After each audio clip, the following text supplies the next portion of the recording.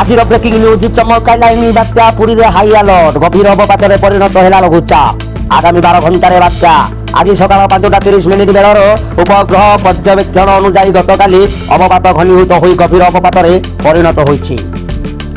আজ সন্ধ্যা সুদ্ধা বাত্যা সম্ভাবনা ଏହା ଗୋପାଳପୁର ଠାରୁ 970 କିମି ବେଗରେ ଏବଂ କାକିନାଡା ଠାରୁ 990 କିମି ଦୂରରେ କେନ୍ଦ୍ରୀଭୂତ ହୋଇ ରହିଛି। ଏହା କ୍ରମଶଃ ପଶ୍ଚିମ ଉତ୍ତର ପଶ୍ଚିମ ଦିଗରେ ଗତି କରି ଆଜି ଗଭୀର ଅବପାତରେ ପରିଣତ ହେବ। ବାତ୍ୟା ପିଟି ହେବ ଆନ୍ଧ୍ରରେ ଓଡ଼ିଶାରେ ପ୍ରବଳ ବର୍ଷା 28ରୁ 29 ଦୁଇ ଦିନ ଦକ୍ଷିଣ ଓଡ଼ିଶା ପାଇଁ ବଡ଼ ବିପଦ। ଭୀଷଣ ବର୍ଷା ନେଇ ଗଞ୍ଜାମ ଗଜପତି ରାୟଗଡ଼ା କୋରାପୁଟ ମାଲକାନଗିରି କଳାହାଣ୍ଡି ଓ ନବରଙ୍ଗପୁରକୁ ରେଡ୍ ଆଲର୍ଟ ଜାରି ହୋଇଛି।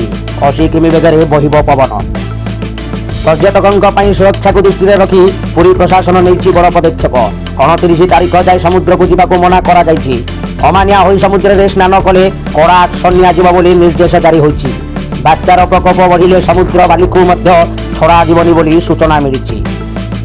संभाव्य बात्या को नहीं अलर्ट रे राज्य सरकार गंजाम गजपति कोरापुट कलाहांडी बालेश्वर समेत 9 जिले में सरकारी कर्मचारी छुट्टी बातिल।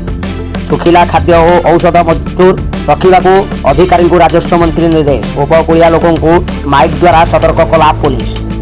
आज गभीर अवपात संध्यार नेब बात्यार रूप 28 तारीख संध्यार मध्यरात्रि भितर लैंडफॉल संभावना।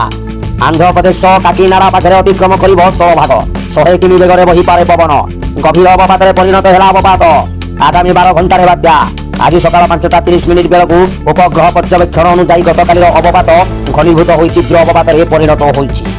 आज सन्ध्या सुधा बात्या संभावना। यह गोपालपुर ठारू 970 किमि और काकीनाडा ठारू 990 किमि दूर केन्द्रीभूत हो रही। यह क्रमशः पश्चिम उत्तर पश्चिम दिगरे गति करी आज गभीर अवपात परिणत होब। पाणीपाग विभाग आकलन अनुसार यह गभीर अवपात आज सन्ध्यारे सामुद्रिक झड़ बात्यार रूप नेब।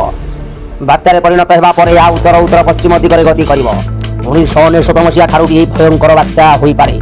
यह बात्या भीषण रूप नहीं 28 तारीख संध्यार मध्यरात्रि भितर कलिंगपट्टनम और मथलीपट्टम मध्य अर्थात काकीनाडा निकटस्थ तल भाग अतिक्रम कर यथेष संभावना रही। उपकूल अतिक्रम कला बेले पवनर बेग घंटा प्रति 90 किलोमीटर 100 किलोमीटर पर्यंत रही पारे।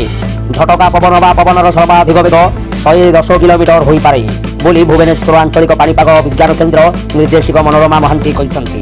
Bureau report news live 8।